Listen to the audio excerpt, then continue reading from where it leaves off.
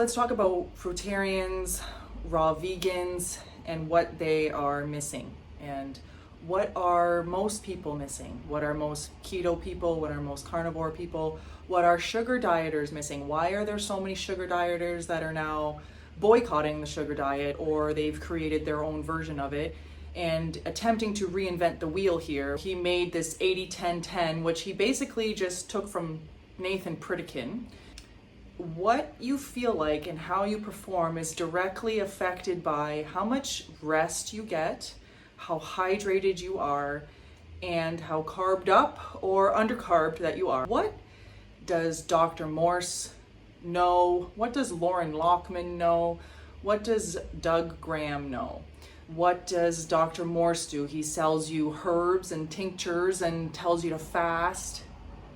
And he did one juice fast in his whole life, and he's fat and really out to lunch. I don't know if anybody's watched his videos lately. Like, I was never into these people, but having been now integrated into this community, and I am astounded with the amount of misinformation that all three of those men spread, along with some truth. So they get you into this sort of like, I'm a guru type thing. Loren Lockman, who is telling you to come to his place in Costa Rica and be a raw vegan, and all of them associate life with being raw or fruitarian, this type of thing.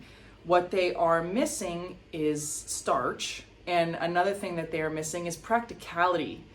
They live in this world of woo-woo garbage. Honest to God, it is hard to follow what they are saying.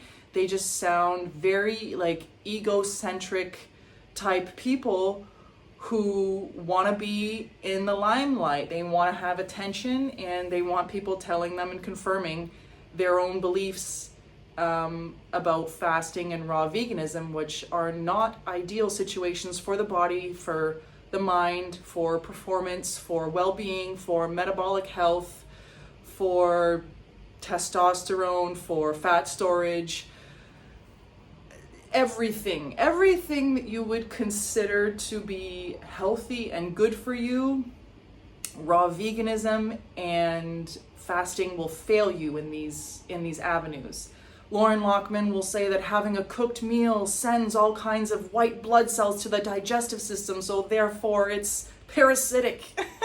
Telling someone to eat a raw vegan lifestyle in the world that we live in now, which has pretty much horrible soil, and the amount of resources, like the amount of money that it would take to have the bulk of food from fruit would be astronomical. And on top of that, the fruit quality is not that good. Assuming that most people live in Costa Rica, where he does these fasting retreats, he will fast you for like over a month if you pay for it, and then refeed you.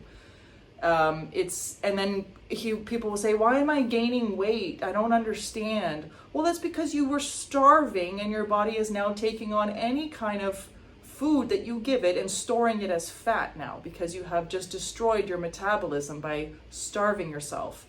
Fasting is a very fancy word that people associate with health. And really, you just need to eat the right things to heal. But that is too simple. That is too easy. Now, just because the vegan diet that includes starch, the sugar diet that's plant-based, that's high sugar, low salt, no oil, no animal products, this is just extreme to some people, which is laughable to me now that I'm clicked in and I am living this life and seeing other people confused, tired, aggravated, addicted to stimulants, unable to get good rest, dehydrated, on blood pressure medication, like basically just clogging their arteries day after day, and they are so unaware of it's the food that you eat and the activity that you do every single day. We are beings that are stimulated by challenges. So if you don't challenge yourself mentally or physically once a day, you are losing that part of your humanness and what it is to be a man or a woman. That is part of our genetic makeup and how we're supposed to be moving around and being with each other. Dr. Morse is high on these biophotons, and what is it about the fruit? Like, what is it about the fruit that's so good for you? It is the carbs, it is the sugar, and it is the amount of minerals that are in there for amino acids, for potassium, for sodium, for calcium, for magnesium.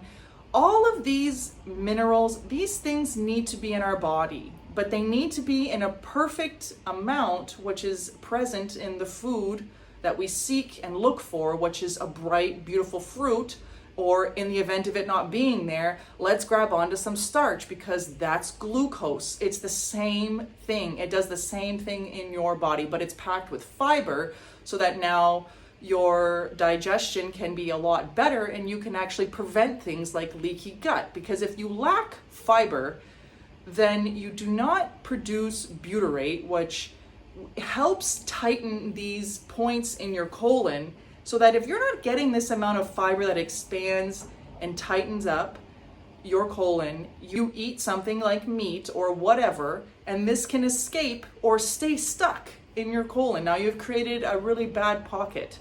It gets into the bloodstream, and then you actually have more white blood cells attack that, and you are now training your body to produce bad digestive enzymes because there's so much bacteria that's built up in there because you lack fiber because of the diet of keto, carnivore, oil-based, fasting, whatever. So what these guys miss is that raw vegan is like or fruitarian is very far away from where most people are. They do not take into account transition, they do not take into account metabolic health, and they basically ripped off of like Arnold Ehret, Nathan Pritikin, like Walter Kempner, the rice diet, and they sort of made it their own that they can make some money off of it and sell you some kind of tincture or sell you some kind of fasting, and then you got to make a $1,000 deposit on it, or buy my book and all this stuff, and I have the secrets and 80-10-10, but 80-10-10 you can still have 30, 40, 50 grams of fat. You can still have that amount of fat on an 80-10-10 diet, but that's not what you should be having. If you do want to improve your blood flow, and you do want to improve your arterial health and the way your heart pumps and your blood pressure and how you handle oxygen during the day, like how are you breathing? Like, how are you getting this fat out of your body? Because you can only excrete so much through urine, feces, and sweat. Most of it is coming out of your body through exhalation. So we beat up our bodies to a point where it becomes like an abandoned house. And then you get to the sugar diet, or you get to whatever you're on right now, where you're high carb, low fat, you're still having meat, you're not having meat, whatever it is, you've become something that you don't like and you've abandoned the house. And then you show up and you think, I'm just gonna paint the walls. I'm just gonna paint the walls with the sugar diet, and now it's a beautiful house. Meanwhile, you don't do anything with electrical, you don't do anything with plumbing, you don't do anything with foundation, you don't do anything building from the ground up and building your metabolic health up and restoring your hormones to where they should be. And it takes a lot for a house to become an abandoned, worn down building. It takes time for you to eat your way into dysfunction. It took time for me. It took years for me to get to the point where I was like, something's got to give here. Like, and I was drawn to the raw vegan fruitarian lifestyle, but not understanding metabolism at all, not understanding it at all, because the people like these guys that are in the community are very woo-woo, and it's very like, wow, fruits and it's just so, yeah, but they don't really tell you what's happening to your body, and then they suggest that you fast, which would put you into even a worse position. So it's like the blind leading the blind, or whatever you want to call it, in my opinion. And I have grown out of that, and I have like been through that and learned from that and thought, hell no, I'm never going to be fasting like that again. I'm never going to be water fasting for an extended amount of time. The amount of fasting that I do is here. I sleep. That's my fasting. So raw foods have a place in this like Spartan vegan diet, or this high carb, low fat, plant-based sugar diet, whatever you want to call it. Raw foods have their place in this because they are fibrous still. If you're having a little bit of salad with your potatoes or your rice, this is a good thing. This is a good thing for your body because this produces nitrates, which then in your digestive system turn into nitric oxides, which then improves your blood flow. So what I'm trying to get at is that it all comes down to your blood. How well does your blood pump through the body? How well can you breathe while you're under any kind of like cardio type exercise? How do you do in a stressful situation? These are all affected by your blood and by your rest, by your hydration, and by the amount of clean or dirty garbage food that you eat. What has been told to us our whole entire lives is that we need this moderation, well-balanced meat, starch, veggies, and just a little bit of fruit, not too much. Moderate diet, this Mediterranean style diet, is for people that they just don't progress and they don't improve over time. Most people are getting into blood pressure medication, turning 50, turning 60, for the years that they were eating, for the years that they were abandoning their house by lack of exercise, lack of rest, lack of good nutrition from carbohydrates, so people go from one extreme sugar fasting to now having like protein and starch and everything all together. They're missing the middle part, which is the beautiful part of having fruits, vegetables, and starches. This is the middle zone. This is the place where you actually want to be. This is where people who perform physically, mentally, that's where they are. They are not into heavy protein, PEDs, stimulants, and then they're not on the other side where it's fasting and extreme and raw and all of this. It's in the middle. It's in the middle. This is the way, in my opinion. This is the way that you will actually have success. This is the way that you will actually heal. This is the way that you will improve your metabolic function, cardio output.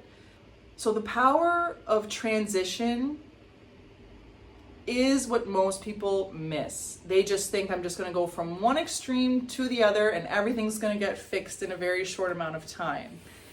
And they neglect how short-sighted that type of thinking is.